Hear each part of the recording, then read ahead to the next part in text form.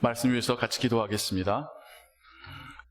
하나님, 이 시간 우리가 함께 살아계신 하나님의 말씀을 보며 읽으며 들었습니다.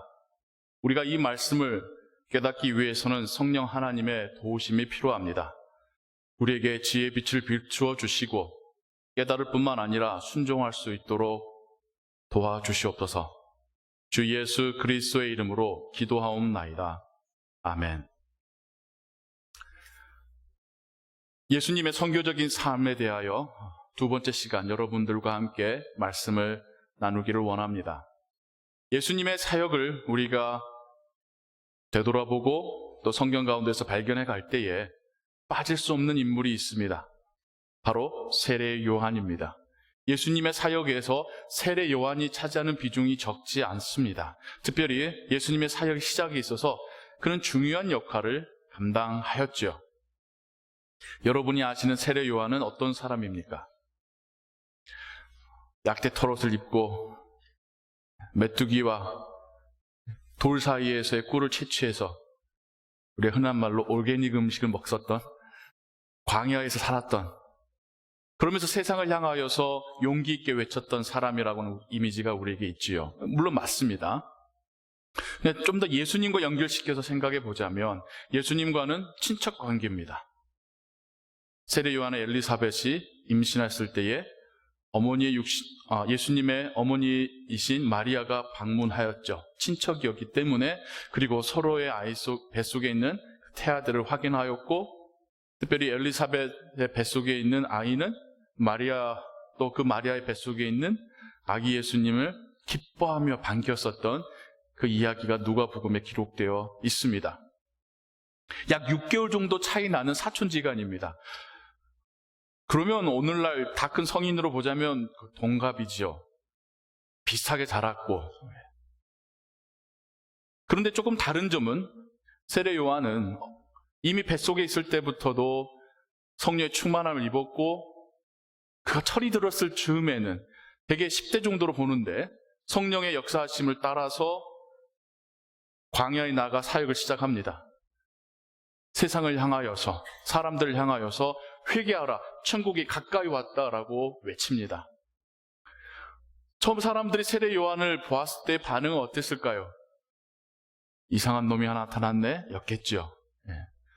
사람 많은 곳에 와서, 광장에 와서, 시장에 와서 외쳐도 될까 말까 하는데 사람 없는 광야에서 외치고 있는 그의 모습이 이상했을 겁니다.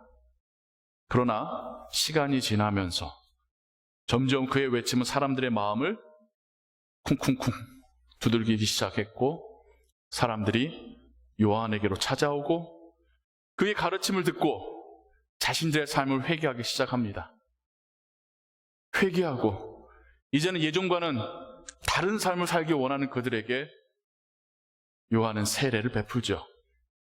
물에 들어갔다가 끄집어 올리는 이 행위를 통하여, 이 의식을 통하여서 물이 우리의 몸을 씻듯이 하나님의 은혜가 우리의 죄를 씻을 수 있음을, 물속에 들어가는 것이 죽음을 상징하는 거라면 물속에서 다시 나와 하늘을 바라보는 것은 새로운 삶을 상징하듯이 이제는 하나님 안에서 새로운 삶을 살겠노라고 맹세하는 그런 세례 요한의 제자들이 늘어나게 됩니다.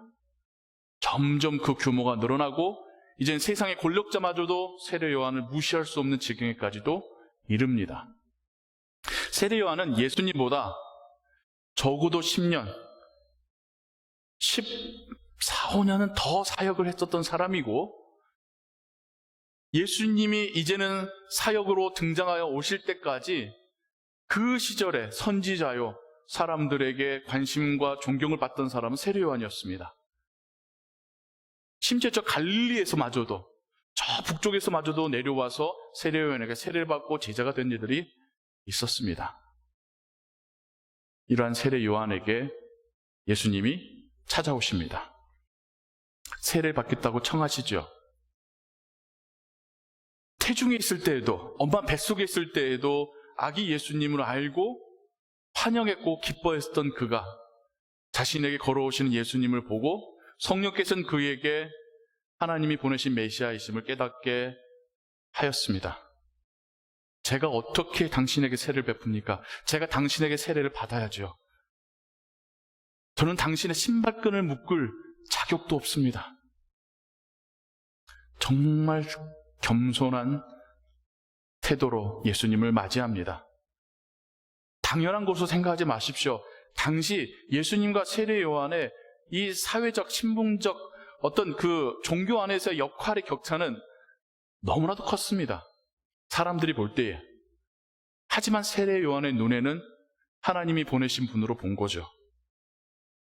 자신을 한껏 낮추고 예수님을 맞이하는 세례 요한에게 예수님께서는 이렇게 하는 것이 옳으니라.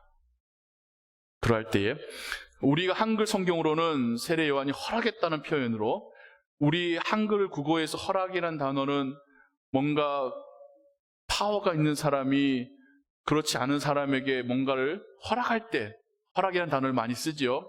영어 성경을 보면 consent, 동의했다는 표현으로 번역이 되어 있습니다. 전 동의했다는 표현이 더 그 당시의 상황에 맞다라고 생각이 들어요.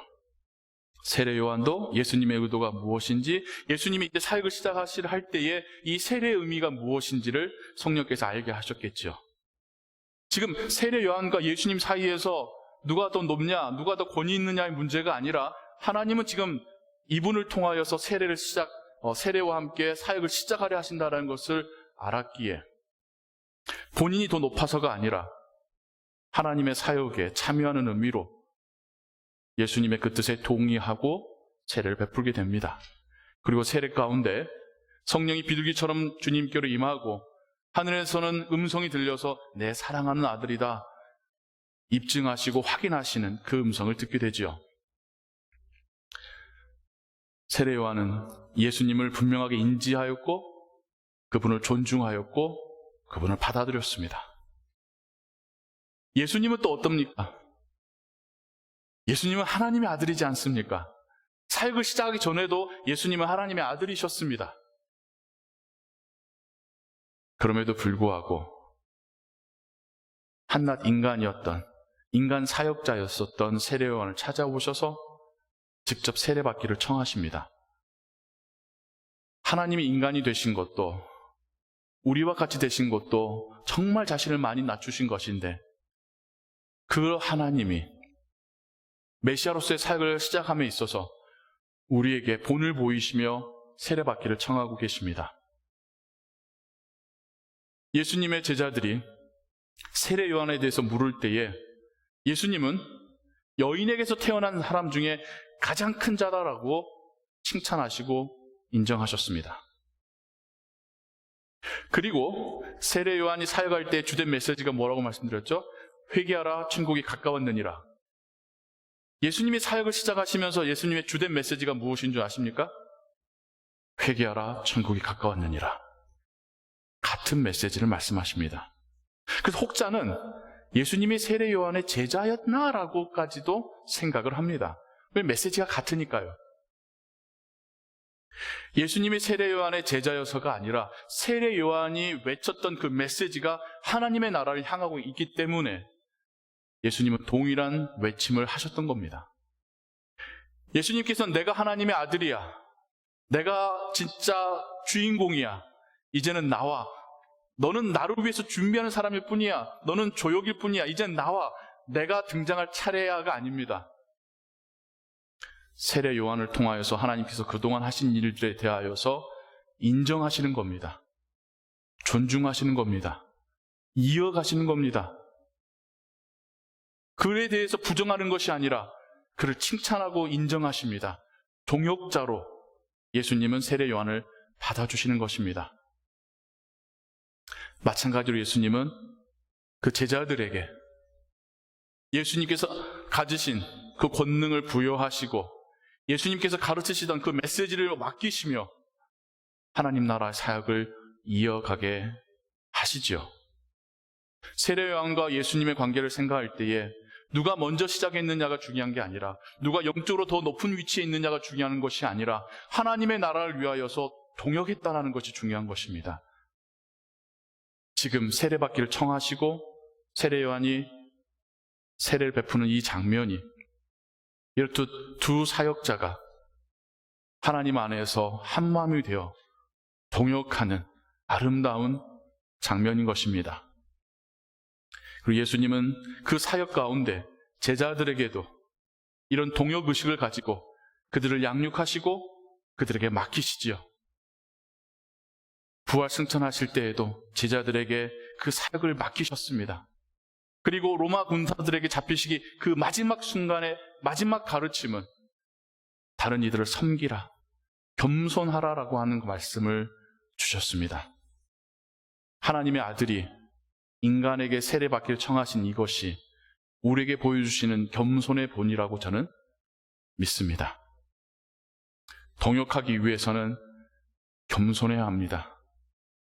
교만한 사람은 동역하는 사람이 없습니다. 앞에서는 싫은 티를 안 낼지 몰라도 다 뒤에서는 싫어합니다. 하지만 겸손한 사람에게는 항상 주변에 사람들이 많습니다. 같이 일하길 좋아하고 같이 밥 먹길 좋아하고 같이 이야기만 해도 기분 좋아하는 그런 사람들이 있습니다.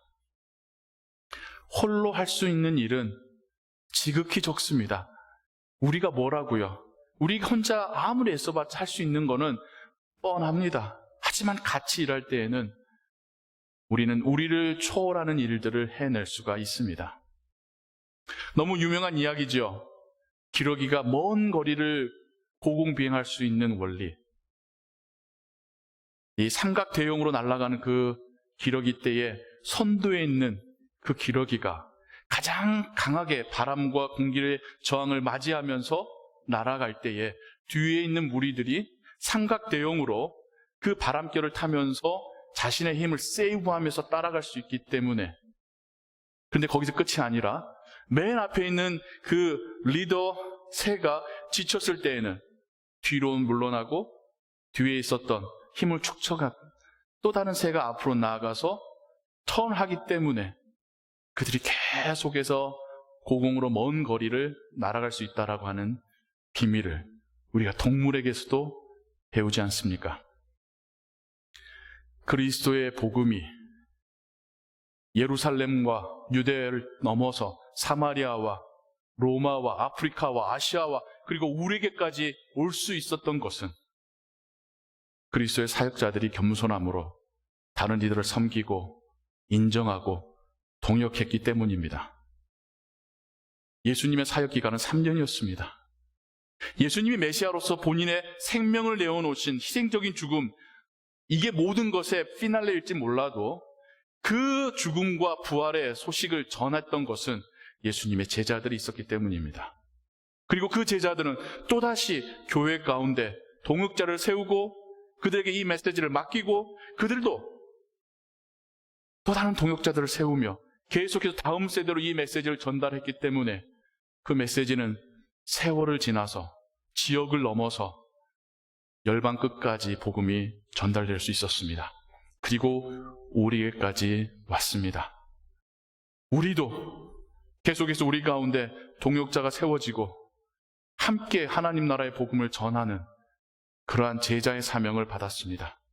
우리 때에서만 일을 하는 것이 아니라 우리의 자녀 세대로, 그들의 자녀 세대로 계속해서 이 복음이, 하나님 나라의 소식이, 구원의 이 기쁜 소식이 전해지기를 바라는 이 릴레이에 우리도 한 부분으로 부름받았고 참여하고 있습니다. 교회는 사도행전 때부터, 초대교회 때부터 교회 안에서 동역자들을 세우기를 기뻐하였습니다.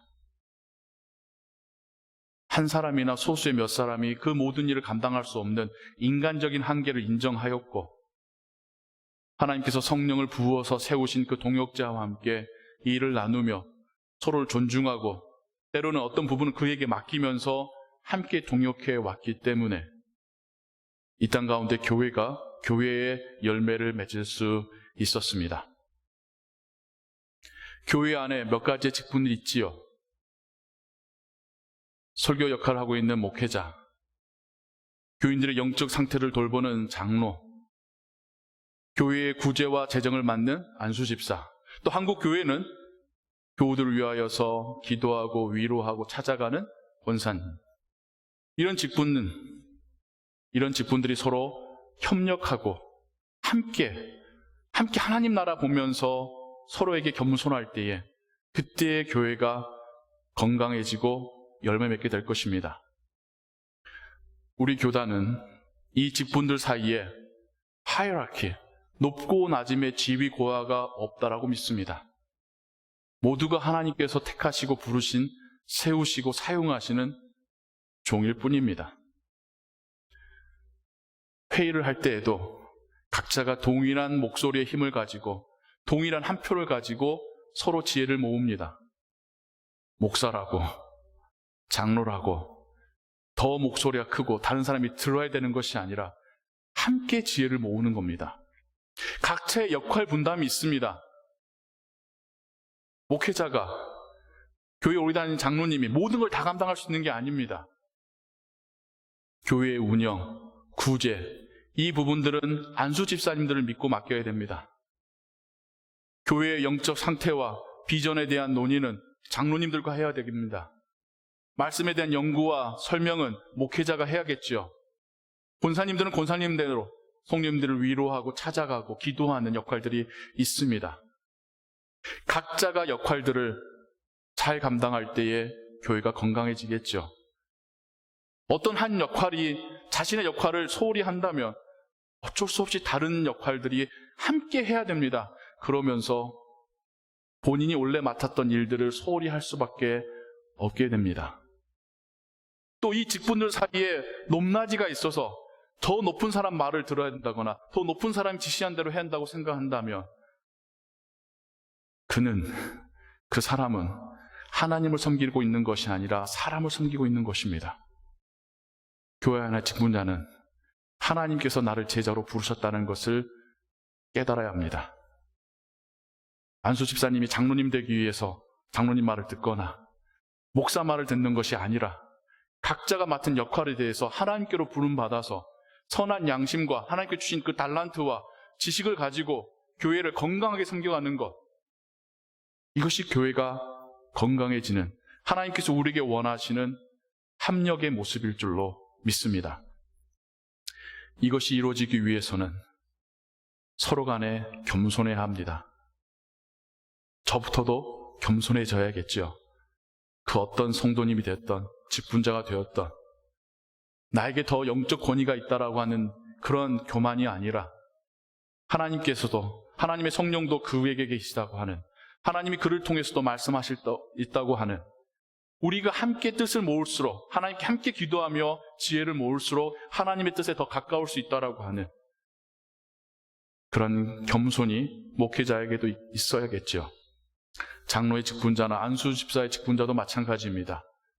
자신이 맡은 일에 대해서는 최선을 다하지만 다른 직분자에 대해서 존중하고 또 그의 의견을 들을 수 있는 겸손함이 있어야 합니다. 직분자들이 서로 겸손함으로 섬길 때에 그게 성도님들에게 가장 아름다운 신앙의 본이 되는 거 아니겠습니까? 그러한 직분자들을 보면서 성도님들이, 그래 나도 저기에 함께 참여하여서 교회를 섬기고 하나님의 나라 섬겨보고 싶어 하는 마음이 들지 않겠습니까? 평신도일 때부터도 보는 게 그 상하 구조와 위에서 명령하면 밑에서 따라야 되고, 좀 더 높은 직분, 흔히 말하는 좀 더 높은 직분을 얻기 위해서는 튀면 안 되는 이런 구조를 보고 있다고 하면 성도님들이 어떻게 그 직분으로 참여할 마음이 들겠습니까? 그건 성경적이지도 않습니다. 목회자가 성경에 비추어서 어떤 사람입니까? 똑같습니다. 그러나 우리가 서로를 존중하고 서로 섬기면서 한 사람이 지쳤을 때 다른 사람이 그것을 메워주고 또 각자에게 맡겨진 일들을 인정하면서 함께 일에 갈 때에 하나님께서 우리 공동체에 주신 하나님 귀한 영혼들이 건강하게 양육되어지고 또 그것은 교회 밖으로 나가서 세상에 그리스도의 사랑이 무엇인지, 하나님 나라의 복음이 무엇인지를 보여줄 수 있는 힘을 갖게 될 줄로 믿습니다.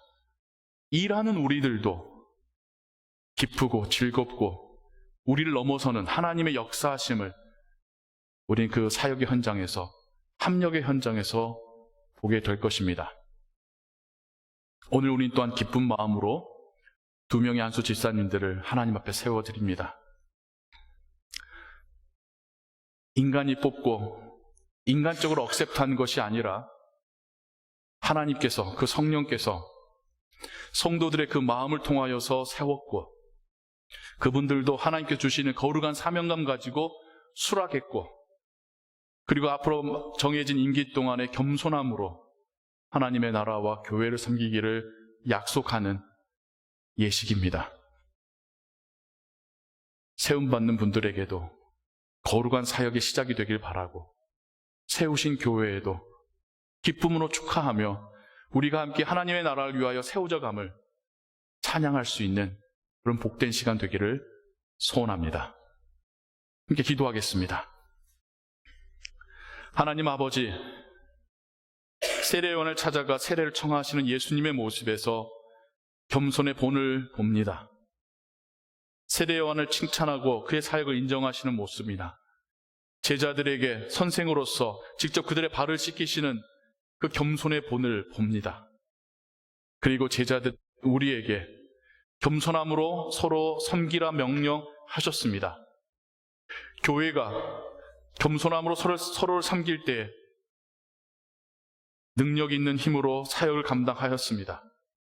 그리스도인이 세상을 바꾸는 방법 중에 하나는 우리가 겸손해질 때입니다.